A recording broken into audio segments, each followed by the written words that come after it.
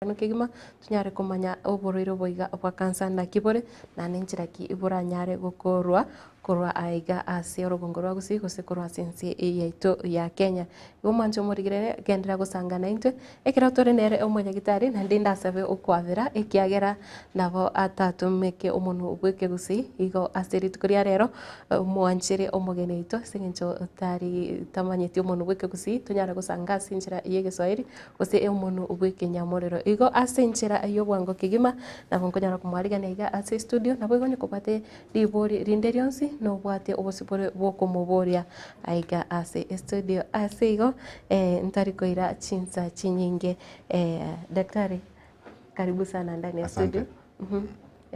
Waambie jina lako ukitumia hii kamera, waambie jina lako na unafanya nini? Asante kwa kunikaribisha kwa station leo kuongea Matilda. Kwa watazamaji hamjambo. Kwa majina naitwa Jack Osodo. Mimi ni daktari wa akina mama.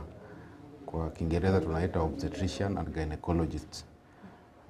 Nafanya kazi kwa hii county, nafanya kwa hiyo hospitali tunaita general. Ama Kisii Teaching Training and Referral Hospital. Siku hizi sio general kwa sababu tuna wanafunzi, hata tuna wale madaktari ambao wana specialize. So ni Kisii Teaching Training Hospital. Nafanya hapo kama daktari wa kina mama. Na pia saa zingine tunatumwa kwenye sub county kuenda kuona akina mama. So nafanya kwa county ya Kisii. Asante. Daktari wa kina mama unashughulikia nini hasa kwa kina mama? So daktari wa akina mama kwa Kiingereza tunasema obstetrician and gynecologist. Mambo ya obstetrics ni kuhusu ujauzito, wakati mama ana ujauzito mpaka wakati anajifungua hadi wiki 6 baada ya kujifungua, inaitwa puerperium. Na mambo ya gynecology ni mambo kama shida ya fibroids, shida ya kama hii ambayo tunaongelea leo, shida ya cervix, shida ya kama periods ziko na shida zinakuja sana, shida ya fertility, shida ya fistula. Sasa hizo zote zina fall under gynecology. Yes. So that's what you do. Na nikidhani mpenzi mtazamaji anaweza kuelewa. Alafu tukiangalia mwezi wa Januari, cancer awareness, cervical cancer awareness month. This year mnaangalia nini sasa mwaka huu? Sasa mwezi huu wa mwaka wa 2025 tunaita Cervical Cancer Awareness Month. Awareness ni kuambia watu na kuwajulisha na kuwafanya wajue hii cancer ya cervix ni nini, mtu anaweza kaipata aje, mtu anaweza kafanya nini ndio asipate, ama punguze risk ya kupata. Mwaka huu tunaambia watu kuhusu mengi kuhusu kansa ya cervix. Lakini kabla hatujaenda hapo, sijui kama utaniruhusu niongee juu ya kansa. Kansa ni nini? Ukisema kansa inamaanisha nini?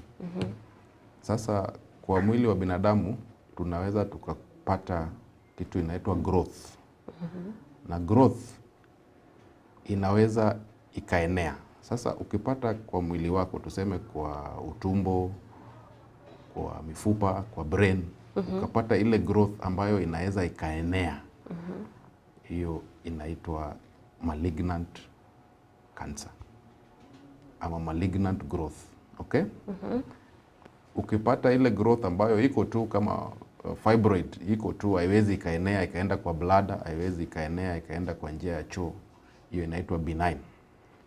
Sasa kansa ya cervix ni ile growth ambayo iko kwa cervix na inaweza ikaenea ikaingia kwa njia ya choo, ikaingia kwa njia ya mkojo, na hata ikaingia kwa sehemu zingine kwa mwili.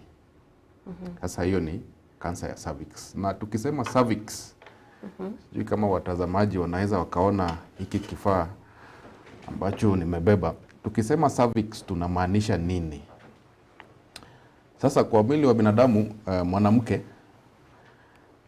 tuna ile tunaita female reproductive system. Na hii picha ambayo nimebeba inaonyesha female reproductive system. Hii ndio ile tunaita rirara mori. Okay? The uterus. Kwenye mtoto analala. Kwenye mtoto analala, lakini sijui kwa nini wanasema mori. Mori sijui kama ni mtoto ama ni, lakini inaitwa rirara mori ama rirara mwana. Okay? Na pande hizi tunaita rigena, the ovaries, ambazo zinabeba mayai. Na mayai huwa yanabebwa na fallopian tubes. Sasa rigena, amagena, then we have the fallopian tubes. Sasa rirara mori hapa chini kwenye inaingia kwa sehemu ya siri.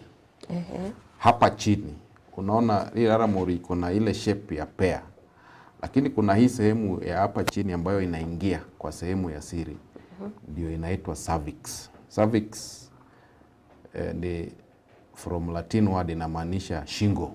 So hii ni kama shingo ya rirara mori. Ama kwa Kiswahili tunasema mlango wa uzazi. So this is the cervix. Hapo sehemu ya rirara mori ambayo inaingia kwenye sehemu ya siri. Okay? So akina mama wakishaanza mambo ya tuseme kujamiana, wanaweza wakapata kansa ya cervix. Na tukiongelea kansa ya cervix hapa kwetu Kenya, unapata kila mwaka wanawake 6,000 wanapata kansa ya cervix. Na kila mwaka tunapoteza akina mama 3,200 kwa sababu ya kansa ya cervix. Na tukiangalia zile kansa ambazo ziko kwa akina mama, kwa zile ambazo zinaleta maafa, ama zile ambazo tuseme mwanamke amefariki kwa sababu ya kansa. Kansa ya cervix hapa Kenya ni number 1 kwa zile kifo ambazo zinaletwa na kansa kwa kina mama. Kansa ya cervix ni number 1. Na kwa zile ugonjwa ama yale magonjwa ambayo yanaletwa na kansa, kansa ya cervix ni number 2. Tuseme tukiangalia wanawake wale ambao wana magonjwa ya kansa, breast number 1, cervix number 2. Lakini kwa kwa kufa, zile kifo ambazo zinaletwa na kansa ya cervix ni number 1. Na sababu ni gani? Breast cancer is more common. Yes. But cervix cancer, cervical cancer ndio inaleta vifo zaidi. Mbona? Hapo ndipo kuna shida sasa. Sasa ukiangalia kwa mwili wa akina mama, breast iko hapa nje. Inaweza onekana. Mwanamke akiwa na shida kwa matiti anaweza kaona, ama mwenzake anaweza kaona, kamwambia kuna kitu naona kwa matiti, na wanaweza wakafika hospitalini haraka na kusaidiwa haraka. Hii tunaita cervix, ni sehemu ya mwili ya kina mama ambayo imejificha, iko ndani ya sehemu ya siri. Na mara nyingi akina mama wakija hospitalini na tupate kuna shida ya cervix, unapata by that time anakuwa amepata kansa ambayo hata imeshaenea, ama unaweza ukapata already kuna growth kubwa yenye unaweza ukaona na macho ya kawaida kwa cervix. Hiyo ndio difference, na hiyo ndio sababu ya kansa ya cervix kuwa ile kansa ambayo ina cause vifo vingi kwa zile ambazo zina cause kifo compared to breast cancer. Kwa sababu ni sehemu ambayo imejificha. Yes. Na niulize, is it that kama mwanamke hajaanza ku have sex ndio atapata nini? Like wa umri ndogo hawezi pata ugonjwa wa cervical cancer? Oh, okay. Ama kuna miaka ambayo inafika alafu unapata kuna wale ambao wanaweza pata ugonjwa wa kansa. Sasa hapo nitaongelea hii tunaita cancer of the cervix. Nitajibu swali lako kwa kuongelea ni nini inaleta cancer of the cervix. Yes. Okay? Cancer of the cervix inaletwa na kirusi ambacho kinaitwa human papilloma virus. HPV. Na human papilloma virus huwa inaenezwa kwa kujamiana ama having sex. Yes. Okay? Na mara mingi ama mara nyingi wanawake ama mwanamke akipata human papilloma virus inaitwa sasa wako na infection ya human papilloma virus. Na human papilloma virus haileti kansa ya cervix peke yake. Inaleta kansa ya vulva, inaleta kansa ya anus, njia ya choo, inaleta kansa ya vagina. Okay? Hiyo ni HPV. Human papilloma virus. Sasa tusije tukadhani ya kwamba human papilloma virus inaleta only cancer ya cervix. Inaleta cancer of the anogenital, the anus and the genital tract, cervix, vagina na vulva. Na sometimes even men have been found with cancer of the esophagus and the cells there look like zinakaa kama ya cervix. Hiyo tutaongelea baadaye. So mwanamke akipata infection na human papilloma virus ama HPV inaingia kwenye zile cells za hizi sehemu ambazo tumeongelea, na inachukua kama miaka 10 hadi 15 ndio symptoms za kansa zianze. Lakini mara nyingi kama kinga ya mwili iko sawa, mara nyingi ukipata infection ya human papilloma virus mwili huwa inaiclear yenyewe na hakuna kansa ambayo inaonekana. Lakini kwa small percentage ya kina mama unapata kwa sababu ya shida za kinga ya mwili, unapata immunity iko low, anapata infection na human papilloma virus, lakini mwili wake hauwezi ukaidhibiti na kuiclear. Sasa anapata zile changes kwa cervix, na hizo changes zinaweza zikakuja zikakuwa cancer. Okay? So hiyo ni human papilloma virus, infection by human papilloma virus. Sasa kwa sababu human papilloma virus is sexually transmitted. Yes. So wale watoto ambao ni wachanga wadogo hawawezi wakapata kwa sababu hawajaanza hawajaanza kujamiana, hawajaanza ku have sex, so hawawezi wakapata human papilloma virus because ni virus ambayo inakuwa sexually transmitted. Hapo kwa signs and symptoms, how does one know that niko na ugonjwa ama niko na shida na ninafaa kwenda kuangaliwa? Oh, okay. Sasa huwa tunasema kansa ya cervix ni silent killer, na hata jinsi ambavyo tumeeleza unapata kansa ya cervix kwa zile ugonjwa ambazo ni za kansa kwa wanawake, kansa ya cervix inakuja namba 2 badala ya breast cancer, lakini kwa vifo kansa ya cervix namba 1. So tunasema kansa ya cervix ni silent killer kwa sababu by the time mwanamke anakuja na anakuambia hizo symptoms ambazo nitaongelea, mara nyingi utapata kuna growth already kwa cervix. Na symptoms ni zile vitu ambavyo mtu wa kawaida, sio daktari, mtu wa kawaida anaweza kaona kwa mwili wake na akaja kaambia daktari, naona hivi na hivi na hivi.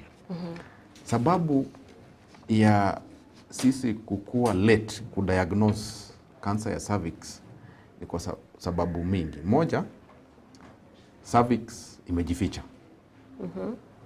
Pili, zile symptoms ambazo akina mama huwa wanakuja nazo niseme ni vitu ambavyo ni aibu kusema. Sasa utapata mama yupo anaona kitu, anaona vitu, lakini kwa sababu ni vitu vya sehemu ya siri ama sehemu za siri, kusema, anaona aibu kusema. Na wakati unapata anafika hospitalini inakuwa imemzidi.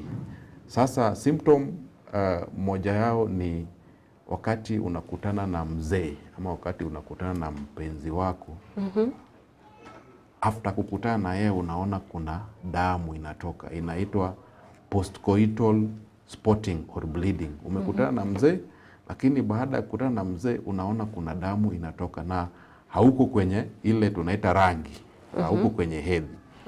Ama unakutana na mzee, lakini unasikia, wakati unakutana na mzee unasikia uchungu sana. Na wakati mmemaliza kukutana na mzee unaona damu inatoka. Unajua vitu kama hivi ni vitu ambavyo ni aibu sana kwa jamii zetu kuja kusema mimi nikikutana na mzee naona damu inatoka, nikikutana na mzee nasikia uchungu. Unaambiwa ni infection. Kwa asilimia kubwa ya akina mama wanaona aibu kujitokeleza na kusema mambo kama hayo. Kingine ni discharge, ambayo mara mingi ni watery discharge, ama ile discharge ambayo inakaa iko clear lakini ina harufu. Sasa mama atakuwa anaona kuna discharge inatoka, na hii discharge ina harufu na anaona aibu. Mara nyingi anaona aibu kwenda kuelezea, hata kuelezea wenzake, kuambia nina shida fulani, ninaona hivi na hivi na hivi. Inakuwa wanaona aibu kuja kusema. Lakini tunawahimiza akina mama, ukiona vitu kama hivi, tafadhali usichelewe, usione aibu, fika hospitalini, onekana na daktari, ufanyiwe kitu inaitwa speculum, tuone kama hii damu ambayo inatoka, kuvuja damu, ama maji ambayo yanatoka wapi. Yes. Na niko na swali. HPV ikiingia kwa mwili wa mwanamke anaweza akaisikia wakati huo? Sasa human papilloma virus ama HPV ni kirusi, ni virus. Ikiingia ina signs.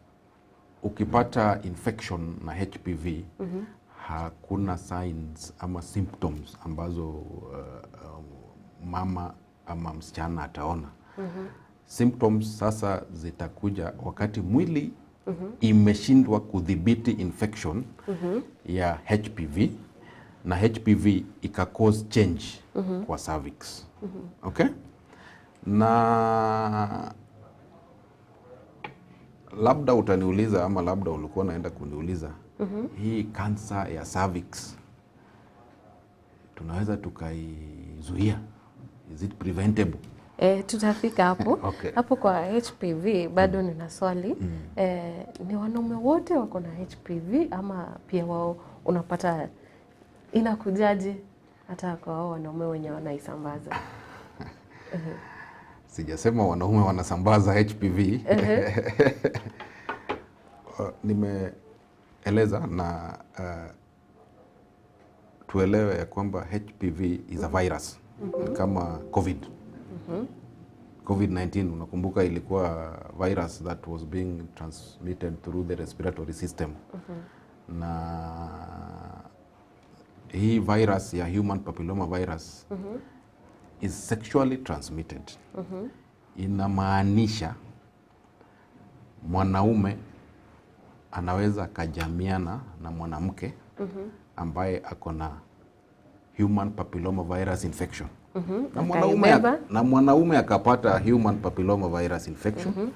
Na huyu mwanaume akienda akakutana na mwanamke mwingine mwenye hana anaweza akapata. Sasa haimaanishi wanaume ndio wanasambaza, ni sexually transmitted. Na kwa wanaume human papilloma virus kuna vitu ambavyo ina cause. Kuongea kuhusu human papilloma virus kuna types mingi sana. Kuna zile types ambazo zina cause cancer ya cervix. Okay? Na hizo types pia zina cause cancer ya vulva, na hizo types pia zina cause cancer ya anus. Na vagina. Okay? Kumbuka wanaume wako na anus. Sasa pia wanaweza kupata hiyo. Na kuna zile types ya HPV ambazo zina cause warts. Sijui kama umewahi kusikia warts. So zile ambazo zina cause cancer tunaziita oncogenic types. Zile ambazo zina cause cancer ambayo inaweza ikaenea kutoka hapa na kwenda hapa. Zile ambazo zina cause warts tunaziita non-oncogenic kama low risk types. Zina cause warts. Na warts wanaume wanaweza kupata. Warts wanawake wanaweza kupata. So isije ikaeleweka ya kwamba wanaume ndio wasambazaji ama ndio wanasambaza, lakini yes. Asante sana. Tunaweza science, I think umezungumzia zote. Alafu ukiangalia mtu anaweza treatiwa, like is there treatment? Na hiyo stage iko na stages.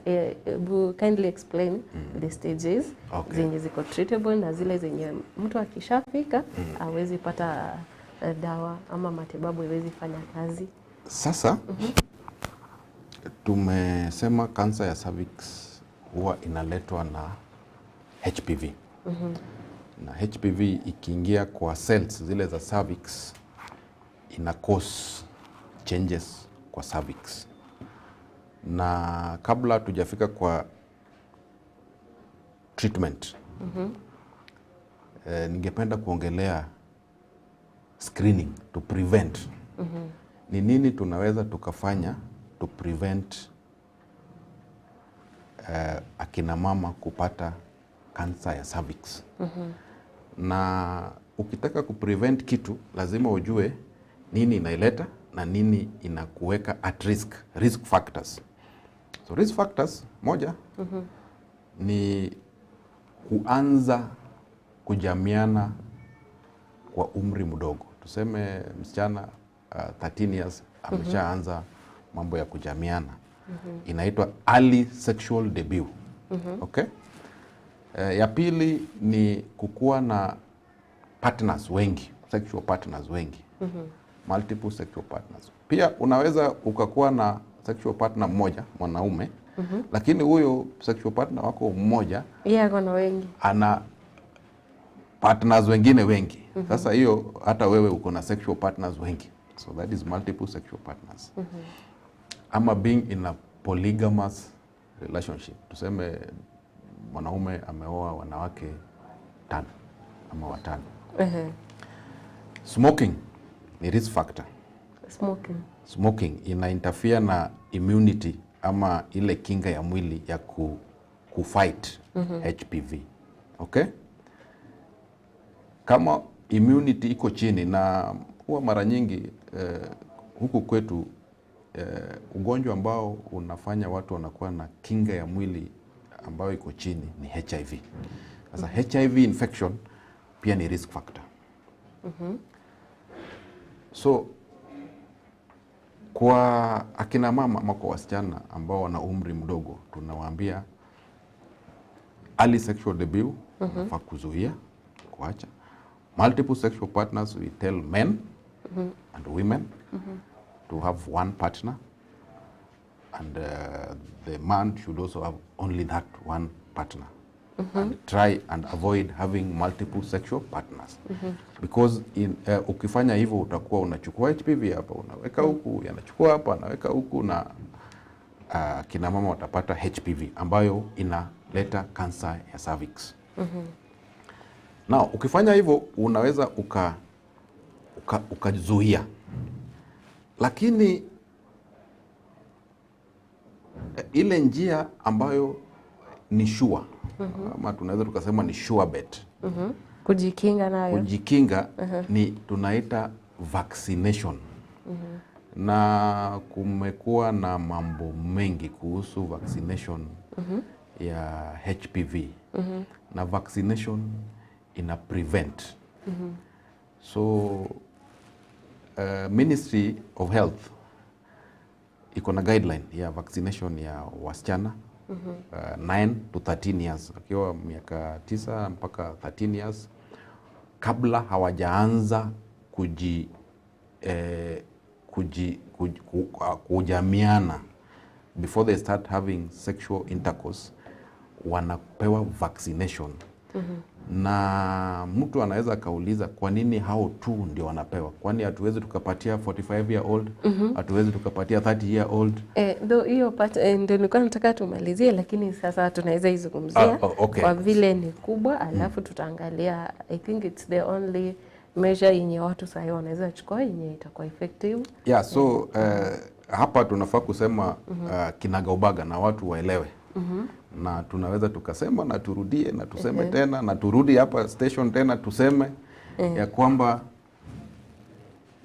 tukubalie watoto wetu wapewe vaccine ya HPV ya kuzuia kansa ya cervix. Na kwa Ministry of Health tunapatia vaccine wale wasichana ambao wako kati ya miaka 9 na miaka 13.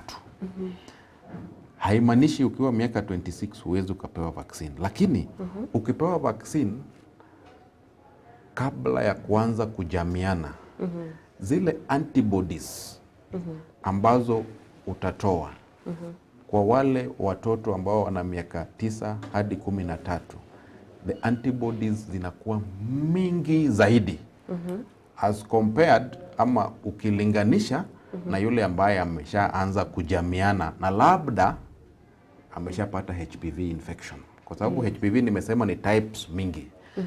Na vaccine tunapatiana kuzuia zile types ambazo zina cause cancer. Nimesema kuna zile hata types ambazo zina cause warts. So kuna vaccine ambayo inaweza ikafanya msichana aka develop antibodies against ya kuzuia 4 types. Na hizi 4 types mbili ni zile ambazo zina cause cancer, type 16 na 18.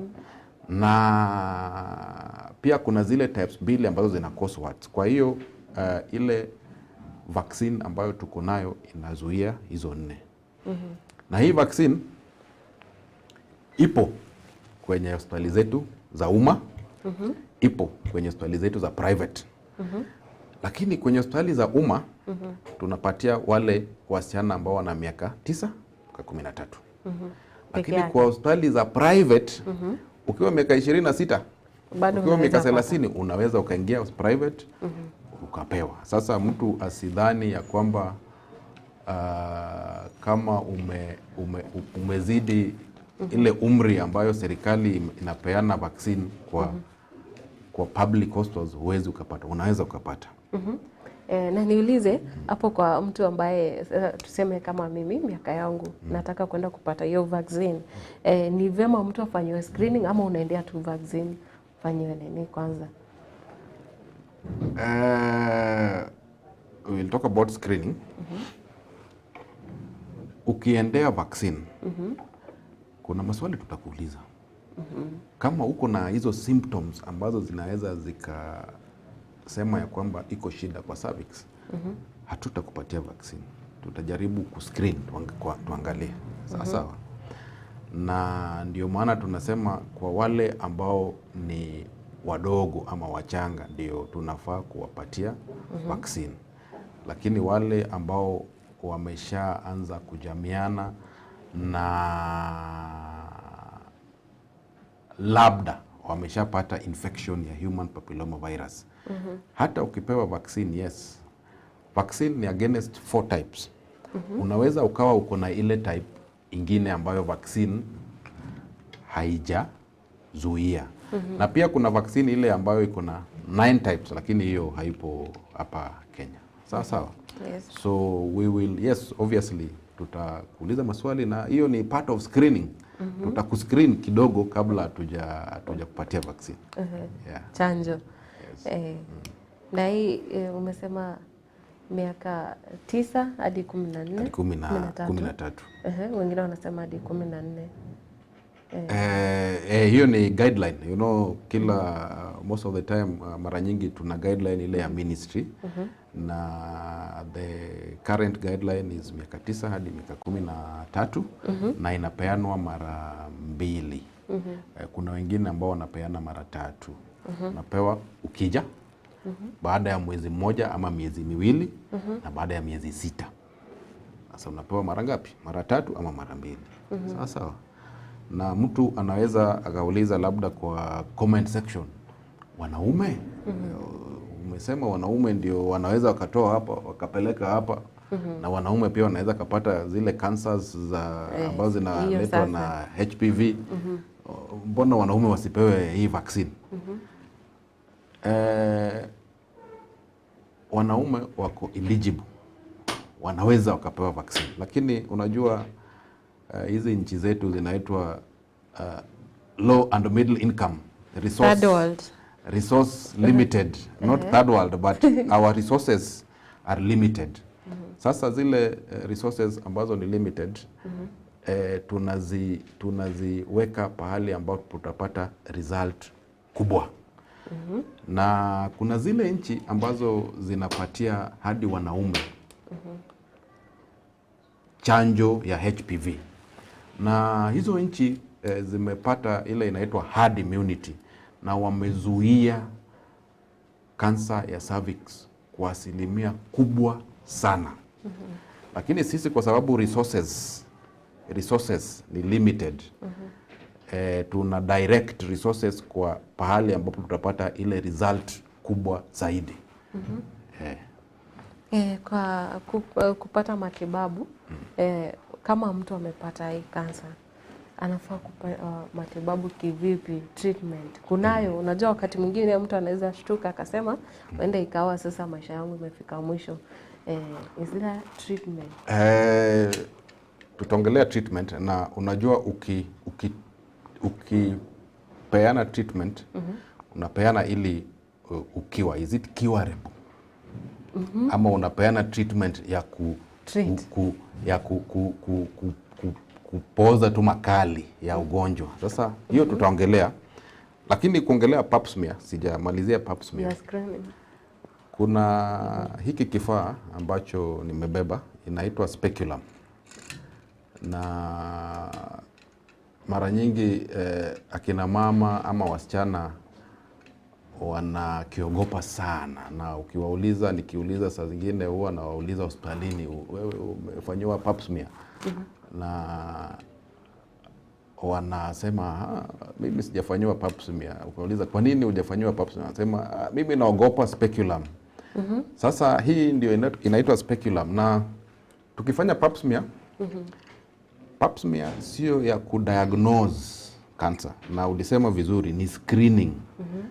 Na a screening test ni ile test ambayo tunafanyia binadamu, lakini binadamu wakati huo tunafanyia hiyo test hana symptoms. Na tuna screen kuona kama tunaweza tukapick ugonjwa ikiwa mapema zaidi. Sasa screening test sio ya kudiagnose cancer, is not a diagnostic test, sio ya kudiagnose cancer ya cervix. Ni test ya kuangalia kama ile HPV infection imeanza ku cause changes, tunaita pre-cancer. tunaangalia kabla kansa haijaanza, na hiyo ndio umuhimu ya kufanya screening test. So ukija tutaweka speculum. Hii speculum tunaiingisha hapa kwa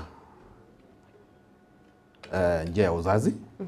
Tukishaingisha tunaipanua kwa sababu tumesema cervix imejificha. Sasa cervix itakuwa huku ndani. Kutoka hapa nje tutakuwa tunaona cervix kwa sababu tumeingisha tukaipanua, okay? Alafu Ikifinyika sasa mtaona. Tukifungua hivi tutaona cervix. Na wakati huo tunachukua ile tunaita sample ya pap smear. Na tukumbuke pap smear ni screening test, sio ya kudiagnose cancer, ni ya kuscreen kuona kama kuna early changes, pre-cancer ama precancerous lesion kwa cervix. Ili tukipata tunaweza tukakupatia matibabu na tuzuie wewe kupata kansa ya cervix.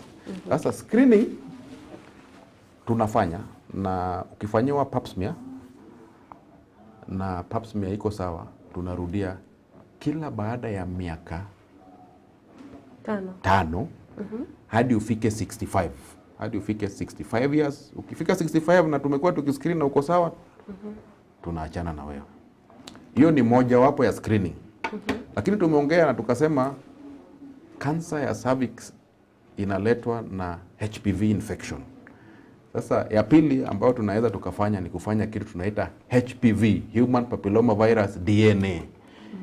Na wakati tunachukua ile sample kwa cervix, hiyo sample tunaweza tukaitumia kufanya DNA testing. Sawa sawa. Na pia screening test ya tatu ni ile wakati ile tunaita precancer lesion. Tuna zile changes kwa cervix. Zile cells za cervix zinakuwa na protein mingi kwa sababu huwa zina divide kwa haraka sana. Hiyo ndio tunaita cancer. Zile cells zina divide na division hiyo yao haikui regulated. Na kuna kitu tunaita acetic acid. Tukishaweka speculum, acetic acid ni vinegar ile tunatumia kupika nyumbani. Sasa tunachukua vinegar, acetic acid, tunapaka kwa cervix. Hiyo ni mojawapo ya screening test. Inaitwa visual inspection under acetic acid. Visual inspection, unaangalia kwa macho ya kawaida.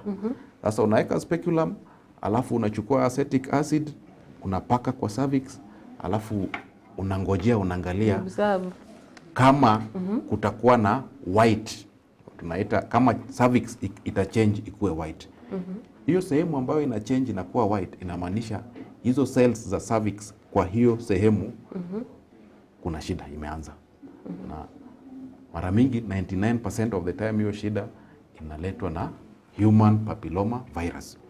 Sasa screening, actually screening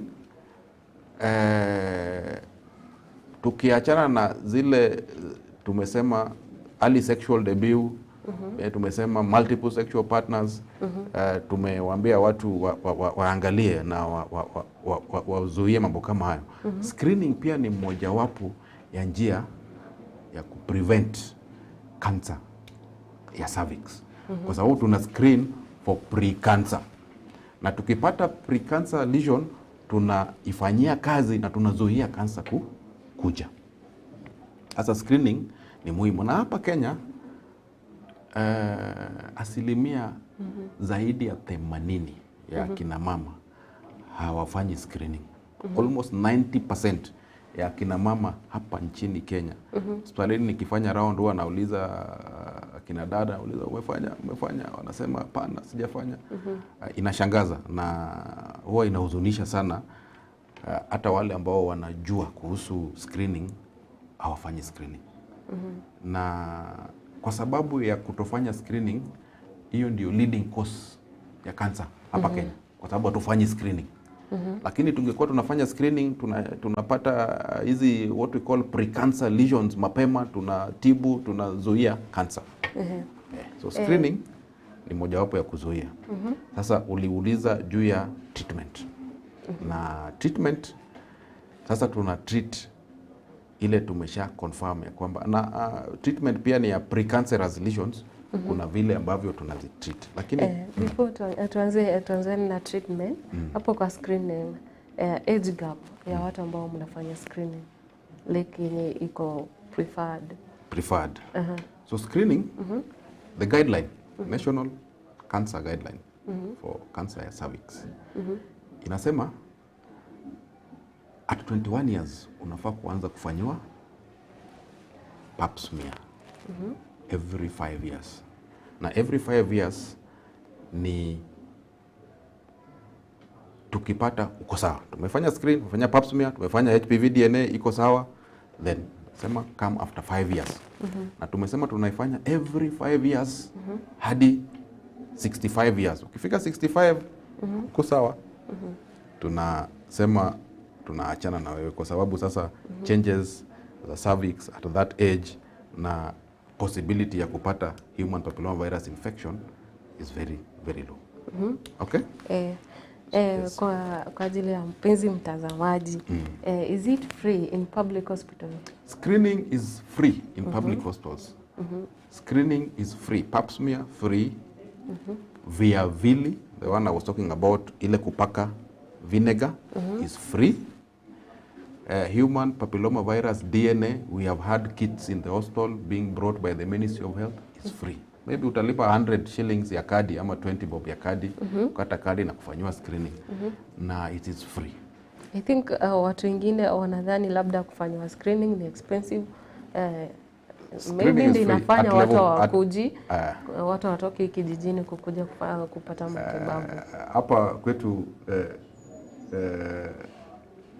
Kisii Training, Teaching and Referral Hospital, kuna ile theater tunaita theater ya Abangina. So mama ukifika pale level 5 unauliza theater ya Abangina. Inaitwa Gyne Theater. Hapo ndio tunafanya screening, hapo ndio tunafanya pap smear, hapo ndio tunafanya HPV DNA, hapo ndio tunafanya kama kuna lesion tunafanya kitu inaitwa colposcopy, zinafanywa hapo. Na hela ambayo utalipa ni ile ya kununua kadi na kufanyiwa matibabu. Sasa tunahimiza akina mama, tafadhali kama haujawahi fanyiwa pap smear na umeolewa na uko na boyfriend, mnajamiana, you are sexually active, tafadhali kuja Kisii level 5. Enda kama unatoka Nyamarambe, enda Nyamarambe. Kama unatoka Etago, enda Etago. Kama unatoka Ogembo, enda Ogembo. Ufanyiwe screening. Ufanyiwe screening, ufanyiwe pap smear, ufanyiwe ile inspection ya vinegar, uangaliwe cervix. Na ukiambiwa majibu yapo na iko sawa, baada ya miaka 5 tafadhali rudi tuangalie kila miaka 5. Na screening inazuia, screening ina prevent wewe kupata kansa ya cervix. Tumeshaongea juu ya vaccine, tafadhali tuache watoto wetu. We have been doing campaigns in primary schools. Tunaenda kwa shule zile za msingi, tunaongea na wazazi, tunaenda kwa zile high schools form 1, tunaongea na wazazi, tunajaribu kusaidia kuvaccinate. Kuna story mingi kuhusu vaccine. Na story mingi ni myths, ni vitu ambavyo watu wanafikiria tu. Hakuna utafiti ambao umefanywa ukaonyesha kwamba ukipewa HPV vaccine utakuwa tasa, huwezi ukashika ujauzito. Hamna, hiyo ni myth na sio ukweli. Na kuna wale ambao wanaweza wakaeneza mambo ya uongo ya kwamba wanajaribu kuhakikisha kwamba watoto wetu wakifika umri wa kupata watoto hawataweza kupata watoto, hawatapata ujauzito. Uongo. Hiyo ni myth na ni uongo. Sasa tuache watoto wetu, kama tunawapenda, kama tunataka kuzuia wasipate human papilloma virus, tuache wapate vaccine. Na cha pili, kuna wale wanasema Sasa msichana wangu ukimpatia vaccine ya HPV atajua yeye sasa hawezi pata human papilloma virus, hawezi pata infection, atajua hawezi pata cancer ya cervix. Sasa ataanza promiscuity. Kuna ile tunaita promiscuity. Atakuwa na zile tabia za sasa yeye sasa hapo ni maadili. Unajua tunafaa kulea watoto wetu na kuwaonyesha njia nzuri ya kutofanya vitu kama hivi. Na wakipewa vaccine watakuwa sawa. So tuwapatie watoto wetu vaccine. Na tuache wapewe vaccine. Wakija shuleni, upigiwa simu mzazi, labda mtoto ako boarding school, umeambiwa kuna hii vaccine ya cancer ya cervix watoto wanapewa, peana ruhusa. Tunaomba upeane ruhusa mtoto apewe vaccine kwa sababu itamsaidia kuzuia ile tunaita cancer ya cervix. Nimeshukuru kwa hayo. Nasema tungeenda break alafu tutarudi tuzungumzie treatment kwa kina sana. Ase omwancho murigereria agenda kuba emeyo muroberiye iga bwetwani ya getembe ekiro tugendete gukwanira amang'ana ya oburire bwa cancer anene muno cancer yo roiboro mutinyo iga o January nigo turenere umunyagitari kose oyo bwate umanye bwigoro muno ase oburire boiga nande tukoriga ekiro tukonya korigira incheraki abantu abange baranyare kumanya oburire obona kibore nande ningi osencheraki buranyare gukurwa ase ensi yetu ya Kenya anene muno kurwa iga ase orogongo rwa gusigendera gutigara ime ya Getembe television na rorire mbare bafata maburi kero tokurwa ase a break nincha kumuhali baga munyagitari oito daktari Osodo anyare kubairanire nabo igo onye kukwate kerengereri kende hose kubora konde nyara gusanga guchagabo chinze mu cha Facebook nabo igo YouTube nabo igo wetira ase namba yeto igesimi tobusagoska ntore nayande amange.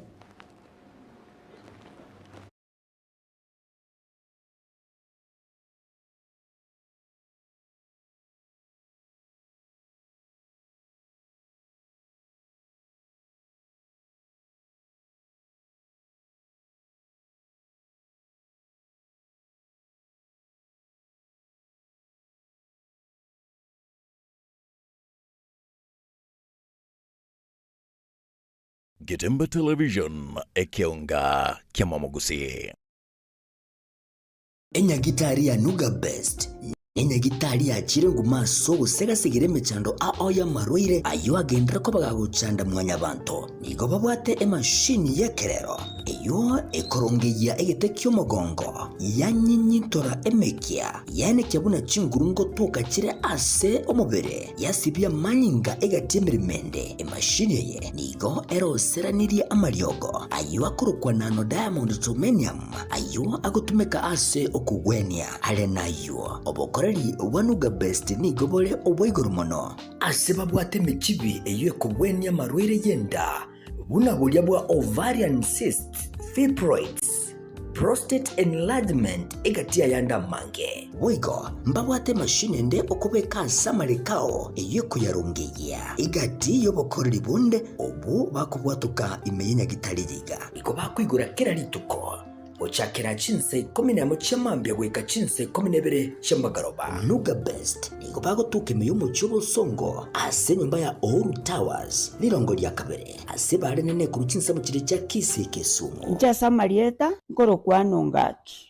ana arwareta marwaire ara mange nkagenda chinya gitari ao korigio obogwenia egere mbwene chinya gitari narete ne chinyinga konyoro obogwenia nkaewa mariogo nkanywa lakini timbeti nkonyoro bugweni buikiranete kero nacha Nuga Best ngashugulikerwa nkabango chakira lituko nkorara chimashini cha Nuga Best chimashini echinja abete chigonkonyo mogongo yone nkabwena arthritis nkabwena asthma nkabwena pressure boigo na maroira nda manga yale ngo mubero ne ntamanyete na wenete asamange bakire simu gwetera sete namba chabo echo chire 0700260518 gose 0770268169 gose 0770410411 wigo nabukubatalira ase website yabo eyuere www.nugabestke.com.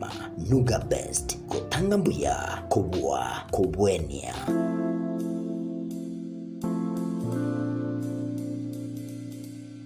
Getemba Television ekionga kiamamogusi. Aye, nkuri yule obe umumanyi buo bogendia tibuwa buwa RS Modern Driving School nesukuru yo bogendia eyue gokwali baga yobomanyi ase ibrasi bikobuatia etu ase chipigipige nkwegeli abali boigo chigali cha automatic na light vehicle ase boigo bakwegeli ya C1 C2 ase chitruck D1 D2 na D3 ase chigali cha matatu amangana maya naya ni gobaletire e machine yekerero ye driving simulator awo ase aborokiwa bagosomera nyumba batali kogenda ebara banyone ase chinsagi chabobuna Kisi Keroka Sondu Isebania Lolgorion Keanja Suneka na Ntimaru asamange na bukubakira esimi ase chinamba 0725659505 gose 0759100009 Boigo 0101098181 RS Modern Driving ase obogendia obuya. Getemba Television ekionga kiamamogusi. Nilan Hub niye moya chiduka echichiko n'ebintu bigutumika service nabo gase nyumba yao yani furnitures asili golidi amabuko ebyo bikomenya segeka ase chinsamo cha living room mbabwate chi throw pillows echujire chichingenjo au nabo ne chikala au mbabwate recliner sofa sets echora onchora nebuno okoganya kwawo kole nkone bali fabric sofa sets echujire chechi 7 seater nabo ne chechi 6 seater echujire chechi rangi nechi design au nkone bali marble and glass top adjustable TV stands echura tumeke aso kubeke TV ya obuya ase chinsamo cha coffee tables nkone bali wooden coffee tables mbabwate glass top coffee table nkone bali marble top coffee tables egatie chinde chinyinge asinsamo cha dining room mbabwate dining table na boigo nechi set korwa asemete ya mahogan echuchire chechi 6 seater na boigo nechi 8 seater na boigo mbabwate marble top inyuranga Nilan Hub igobwato murwelio olipa pole pole asuwanchiro wakanira ebintu bigangorangora wika wakolire tonyole imeyo muchomo songo asebara yasunika migori otaraikasenya gitari lya yanyangena boigo nabogwaka esimi gwetrase chinamba chito echuchire enoti sano libere kyanda eyemo isano libere isato kyanda ibere inye kose enoti sano libere isano nesato ibere inye eyemo inye isano libere inye elio okole amonjilio asenka ya olero Nilan Hub where style comfort and quality meet.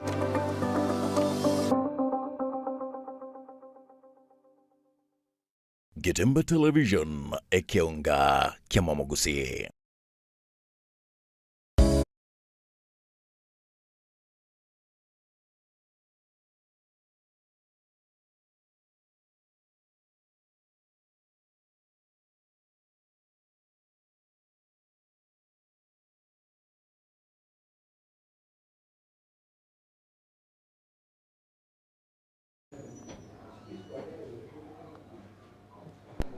Karibu sana nainde umurigiriria Getemba Television ekira tugenderete kumurika uboroiro boiga wa cervical cancer gose oborero wiga wa kansa yoroiboro ase abasubati onye kobwate okoboria namba yetu esiminere yo 0726 44 73 67 erieta riago chinsemo chirio kotobwata korwa imambi yabono nabo igo okoboria kwao nkaroki ase ng'encho yebire daktari tulikuwa kwa treatment ama matibabu kwa ugonjwa wa kansa wa kansa.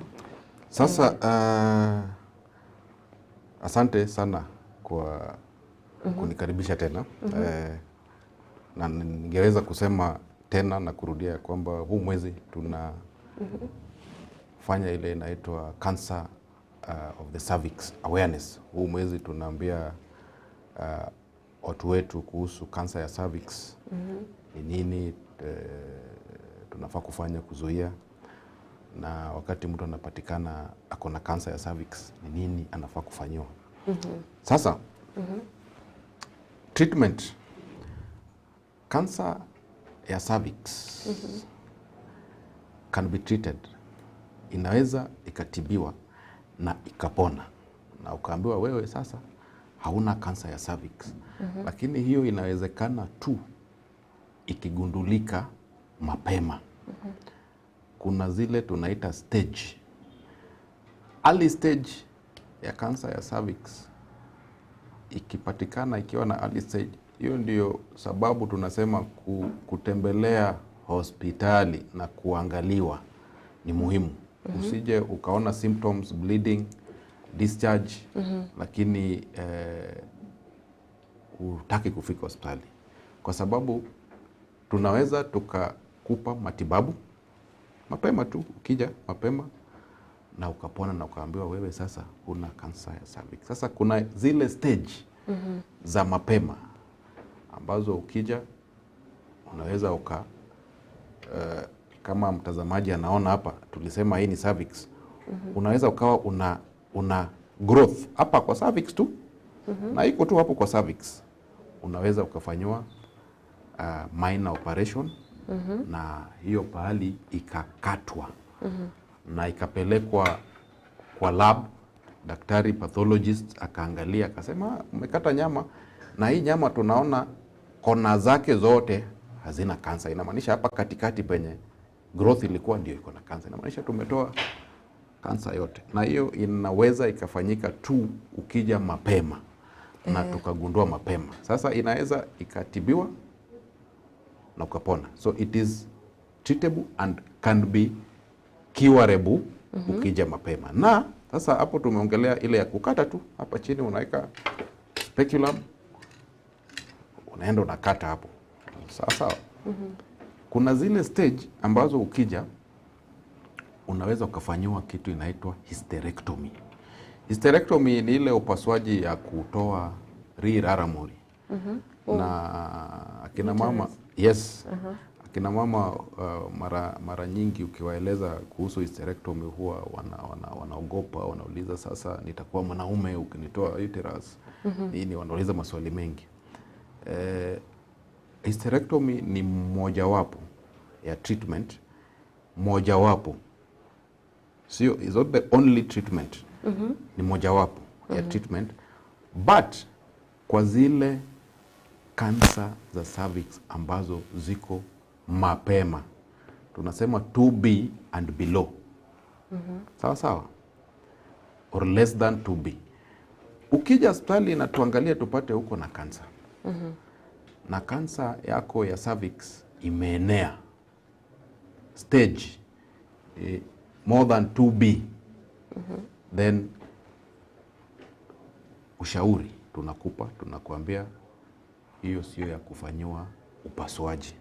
Kwa sababu unaweza ukapata kansa ama saratani imeenea, imefika mpaka kwa njia ya mkojo, imefika kwa bladder ile inabeba mkojo, imeenea ikarudi huko nyuma ikafika kwa njia ya choo, ama imeenea kwa sababu ile mrija ya mkojo tunasema ureter huwa inapita hapa ikija kwa bladder hapa mbele.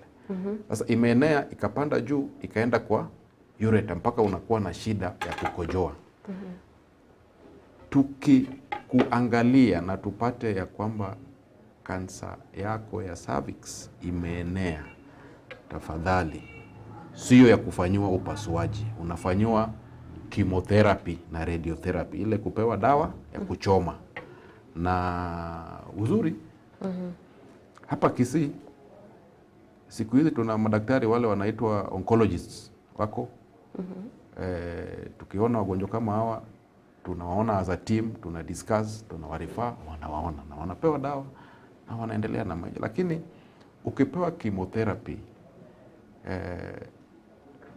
na radiotherapy pia unaweza ukafuatiliwa na upatikane hakuna cancer tena. Lakini kuna ile stage ambayo ukija tunakufanyia kitu inaitwa palliative. Palliative ni ile ya kupunguza tu makali. Kupunguza tu makali ya ugonjwa ndio uishi kama huna uchungu, uishi kama huna maumivu, uishi kama unaweza ukatembea ukafanya kazi zako. Sasa tunafanya palliative. Hiyo ni kama umekuja na tukapata imeenea zaidi na hatuwezi tukafanya. Sasa hiyo ile tunaita chemotherapy na radiotherapy, saa zingine tunakupatia ile tunaita palliative chemotherapy and radiotherapy. Sasa kansa ya cervix, yes, inaweza ikatibiwa na unaweza kuwa cancer free, lakini ni vizuri ama uwezo wa kupata matibabu na kupona ni ukija mapema. Mapema, Wakisi wanasema mapema mbuya. Mapema mbuya. So it is good ukija mapema, na it is good ukija hospitalini ukiona kitu, ukiona discharge, ukiona damu inatoka, ukija na uhakikishe hiki kifaa. Unajua saa zingine wagonjwa wanakuja hospitali, mgonjwa anakuja anaambia daktari ama anaambia sister natokwa na damu huko chini. Ni vizuri na unauliza daktari, kuna kile kifaa kinaitwa speculum, nilikuwa naomba uangalie hii damu inatoka wapi. Kama ukiona daktari hataki kwa ama amesahau kuangalia, muombe aangalie, asikutume tu kufanyiwa sijui mkojo uambiwe huko na urinary tract infection, huko na UTI. Tuangalie, kwa sababu ukija kwangu niambie niko na kitu nasikia hapa kwa mdomo, nitakwambia ufungue mdomo nione. Sasa mbona ukija uniambie kuna damu ama kuna kitu nasikia huko ndani na kutuma kupima mkojo? Nafaa kuweka speculum na niangalie, nione hii damu, hii uchafu ambayo inatoka wapi. Sasa speculum is very important. What happened?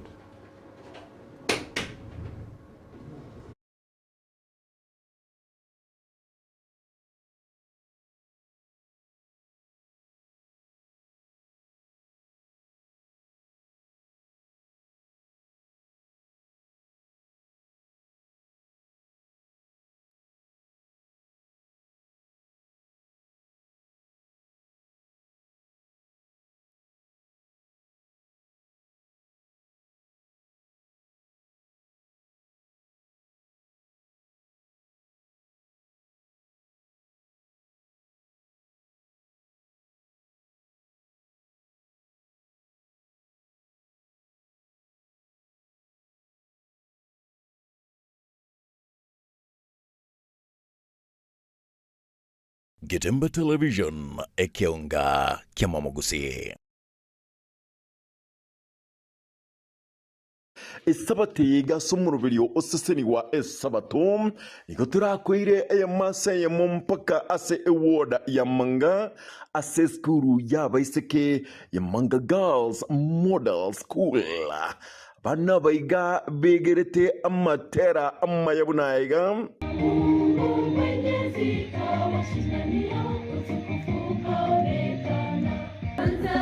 ukitaka kufanikiwa ndugu, ruhusu Yesu akutawale. Bakumachi boigo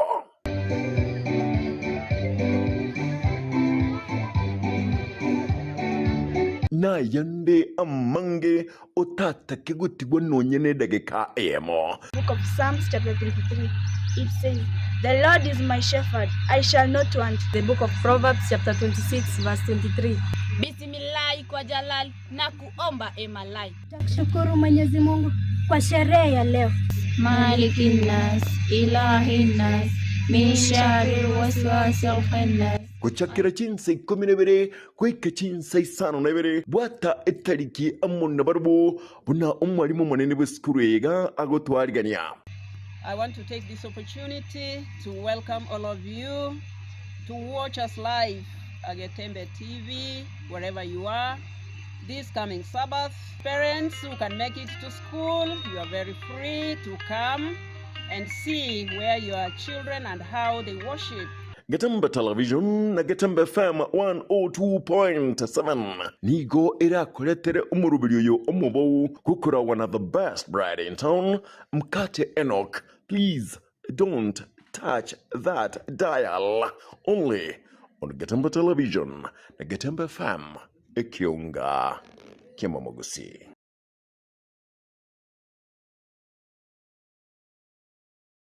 Getembe Television Ekionga Kiamamogusi.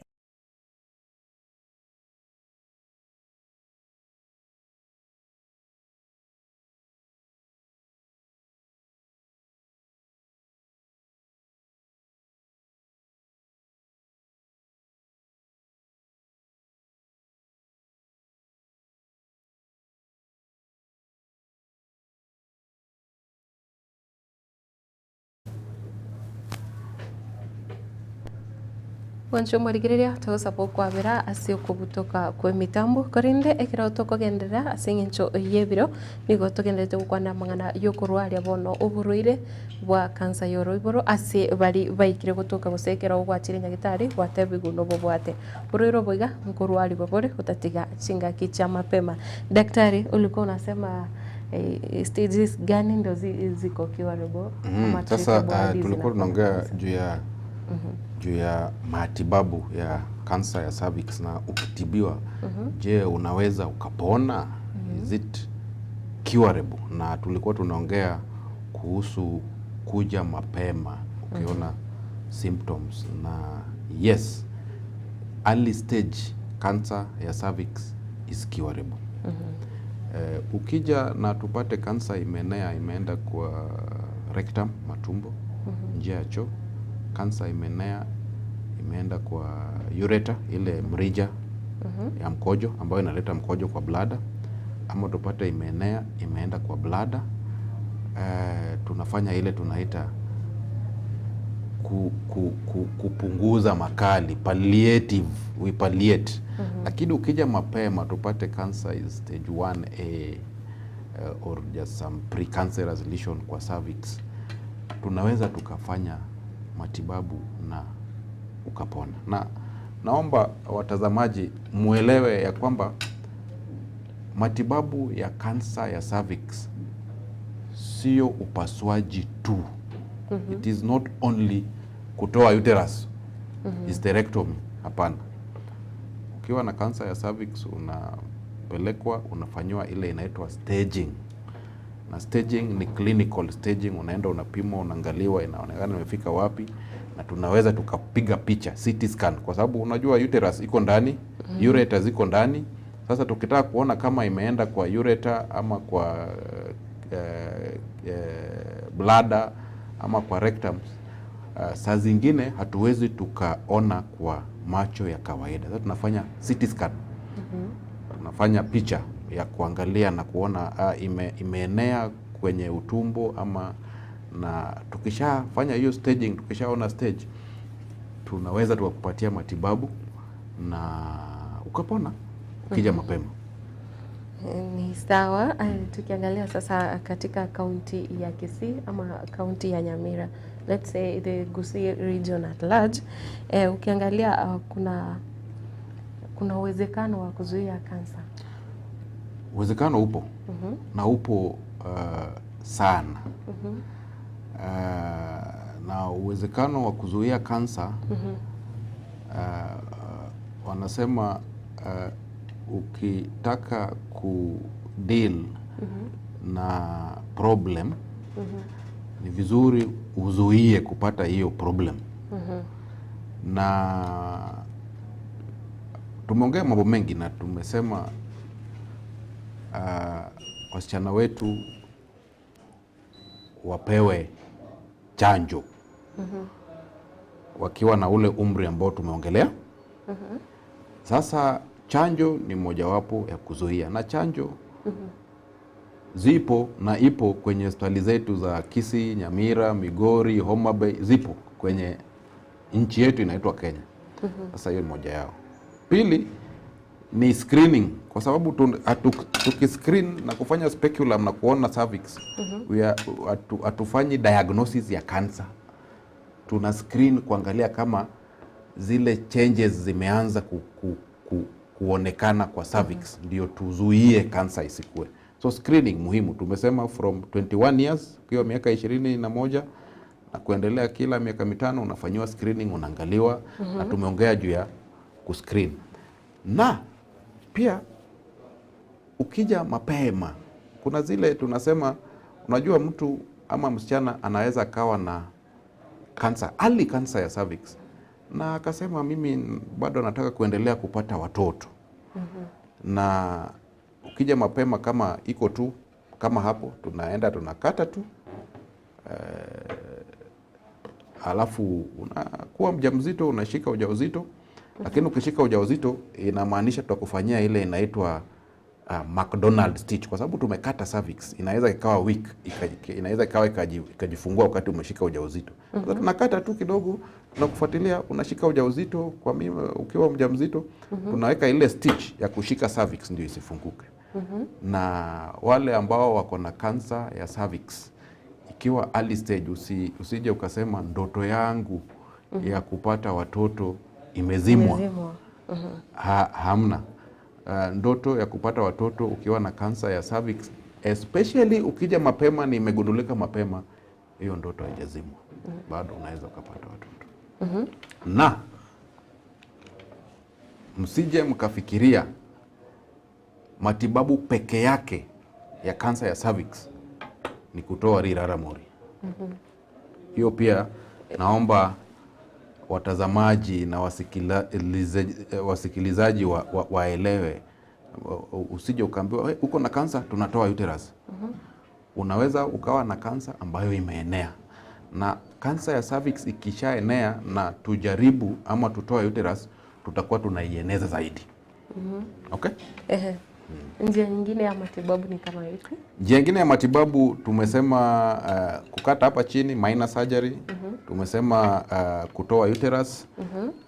Njia zingine za matibabu ni dawa ama ile kuchomwa na umeme ama na stima. Tunasema chemotherapy, unapewa zile dawa za kujaribu kukausha cells ambazo zina grow na zina cause cancer. Na pia unaweza kufanyiwa kitu inaitwa radiotherapy. Radiotherapy ni kuchomwa kutumia umeme. Tunachoma is targeted, sio eti unachomwa kila pali. Ni ile tuna target hapo na tunachoma na unachomwa tu. Hiyo ndio mojawapo ya treatment. Na mara mingi chemo and radiotherapy inafanywa tukipata ugonjwa umeenea. Hatuwezi tukafanya upasuaji, hatuwezi tukafanya hysterectomy, hatuwezi tukafanya hizo zingine za kukata kutoka hapa chini, trachelectomy, hatuwezi tukafanya hizo. Tunakufanyia chemo and radio. Sasa mjue sio kutoa uterus. Inalingana na stage. Lazima tukupeleke theater, tuweke dawa, tuangalie hii stage ni stage gani, na hii stage gani tunaweza kufanya surgery, tunaweza kupeana chemo, tunaweza kupeana radiotherapy, ama tunafanyeje. Vaccine uptake in Kisii.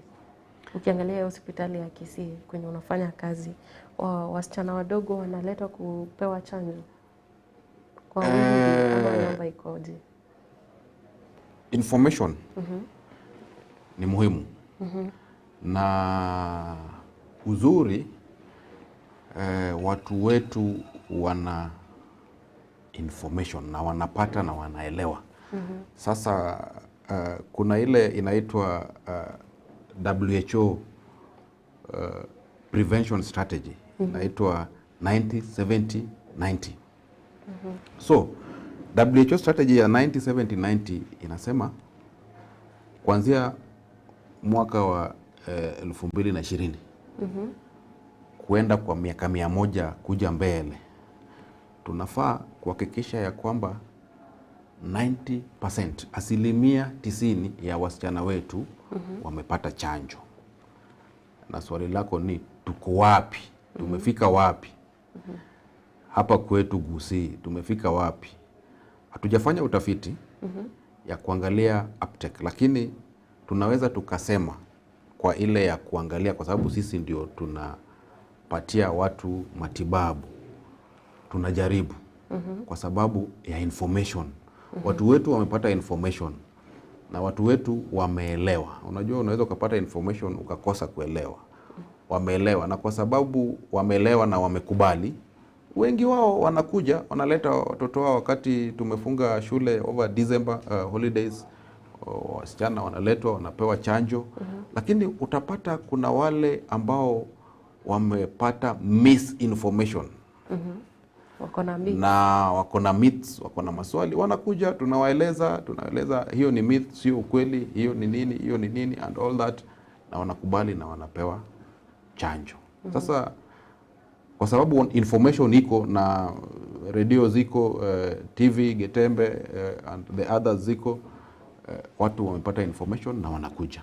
Na sitaki kusema ni asilimia gani kwa sababu hatujafanya utafiti, lakini hatuko less than 10%.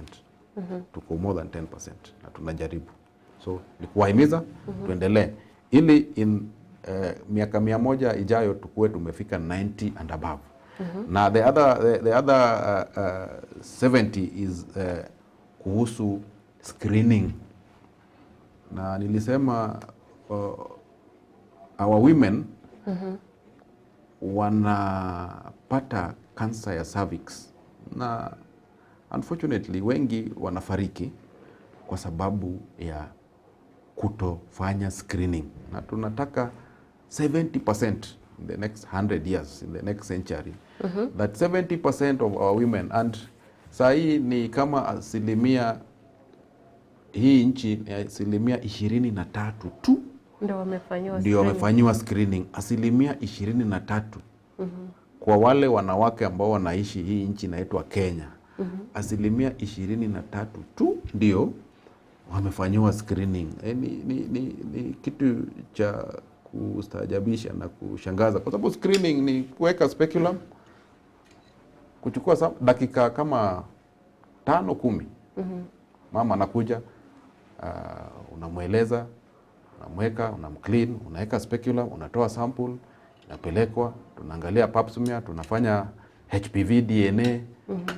Na uzuri siku hizi ni waeleze watazamaji na kwa wale ambao wangependa, siku hizi sio lazima ufanyiwe speculum ndio ufanyiwe screening. Kuna ile tunasema home collection kit. Kuna ile yenye unakumbuka zile za kuinsert kama uko na infection, kuna zile tuko na sasa ile kifaa, unaenda tu nyumbani, una insert, unazungusha hivi, unaletea daktari. Sasa kama unaogopa speculum, unaweza kaja hospitalini useme mimi sitaki kuwekewa speculum. Kuna njia mbadala ya kuchukua sample hii ya kuangalia HPV na kuangalia pap smear. Kuna njia home kit, ni kabrush tu unapewa, unaenda nyumbani at your comfort in your house vizuri, una insert, unaelezwa juu ya kuinsert, jinsi ya kuinsert, unachukua sample, unaletea daktari. Sasa tafadhali tufanye screening ndio tuzuie. Na cancer ya cervix, kuna ile ward inaitwa ward 1 room 6 hapa kwetu KTRH. Cancer ya cervix,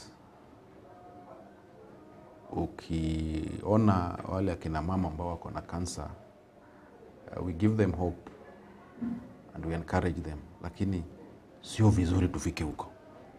Tujaribu kuzuia kufika huko kwa kufanya screening na kupeana vaccination. Na gharama ya matibabu kwa dakika moja. Gharama ya matibabu. Jana tulikuwa kwa meeting na CEO kama wale madaktari wa kina mama kwa hospitali ya KTRH. na kuna ile inaitwa the National Cancer Institute. Na hiyo National Cancer Body huwa inapatia mahospitali ile inaitwa ruhusa ya kuona wagonjwa wa kansa. Sio kansa ya cervix peke yake. Kuna kansa nyingi sana. Kansa yote. Kuna ya stomach, kuna ya breast. Na hospitali yetu hapa KTRH sasa tumekubaliwa kwa sababu tumeshafanyiwa assessment. Na hiyo body ambayo ilitoka Nairobi kakuja ika-assess, na tunaweza sasa kuona wagonjwa wa kansa na wakatumia SHA.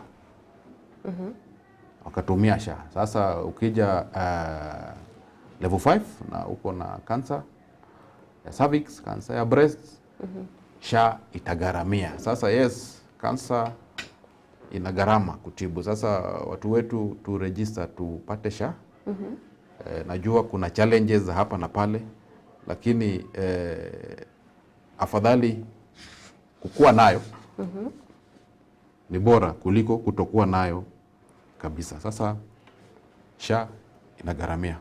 SHA inagharamia matibabu ya kansa. Kansa yoyote, sio ya cervix peke yake.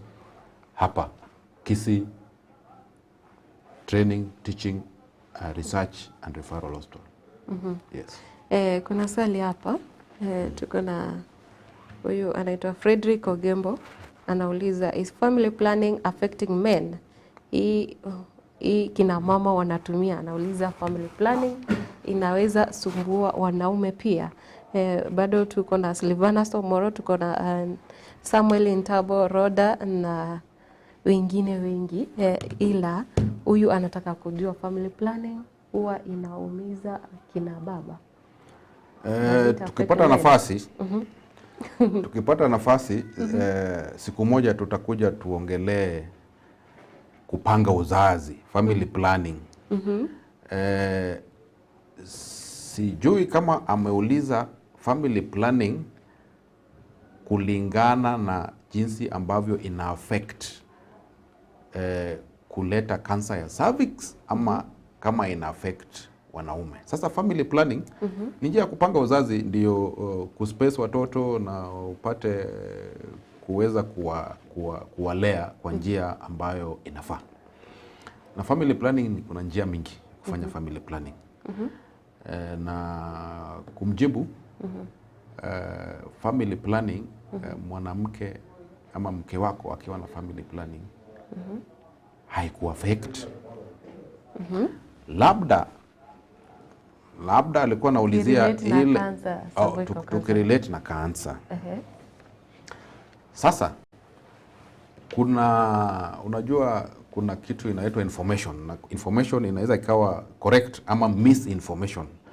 Na kuna watu ama hata madaktari ambao wanaeneza na kusema ukiwa na family planning itakuweka at risk. Na tuliongea juu ya risk factors za kupata kansa. Tuliongea juu ya smoking, tuliongea na multiple sexual partners, tuliongea na early sexual debut, tuliongea na kuhusu kutoscreen. Kutoscreen, kutofanya screening is a risk factor for having cancer of the cervix. Tuliongea juu ya immunosuppression, when your immunity is low, HIV and all the other wagonjwa ambao wamefanywa transplant kama wako. Sikuongelea family planning na sikusema family planning ni risk factor, lakini kuna wale ambao wanafikiria na wanadhani ya kwamba msichana ama mwanamke akiwa na family planning ataishi ovyo ama atalala na wanaume ovyo kiholela. Na kwa sababu human papilloma virus is sexually transmitted, akona risk kubwa sana ya kupata human papilloma virus. Research imefanywa na imeangalia wale wasichana ama wanawake ambao wamepewa family planning na wale ambao hawajapewa hawana risk kubwa sana ya kupata human papilloma virus kwa sababu wako na family planning. Sasa family planning sio risk.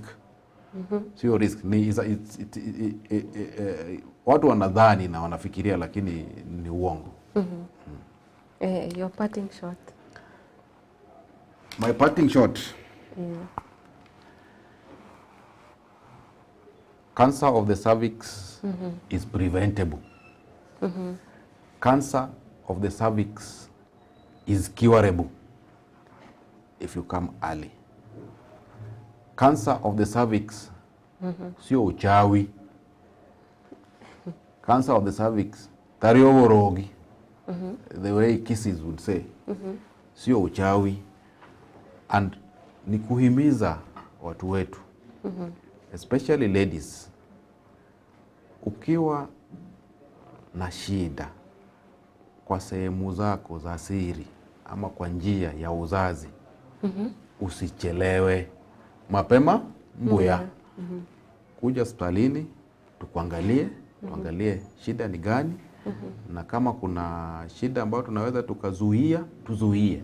Kama kuna kitu ambacho tunaweza tukatibu, tutibu. Na watu wa register SHA. Watu wakuwe na hii insurance inaitwa SHA. Register tu, kwa sababu ni bora kukuwa na SHA kuliko kutokuwa nayo. Asanteni sana. Mbio mwana sana mwancho murigereria asingencho yebiro no to korera umurobiri ga bwetu aniaiga ekero togenete konya ko baboria kose konya go koboria nga ekero mutinyo yiga tukurigereria oburoiro bwiga bwa cancer kwegure buno munyakitari atebire timbwati ayande amange indatebe na inde assemblency muri bari mwabere me umurobiri chise mu cha Facebook, YouTube na boigo botirisa namba yesimi kubairanire ambuya mono na inde goika ari tukoria ankyo kero torachi kurigereria amanganande igo nkumboiraneria abo barenge magega ya camera Lucas nere matundura mbiyamona sana nabo igo umu director ne Havila Kariri mbiyamona sana soko ne Kenya erioge ne chibicha rikire umwancho umurigereria. Daktari, waambie jina lako na kwenye unafanya wakumbushe tukimaliza. Yes, my name is Dr. Sodo. I am an obstetrician and gynecologist. I work at the Kisii Teaching and Referral Hospital as an obstetrician. Thank you very much. Hesbon Nyakundi amesema huyo daktari ni professional sana. Mbia mona sana. Umwancho murigereria mutware ritukorigia na indo murigereria obia ime ya Gatembe Television hoika ritukoria ankyo. Bye bye.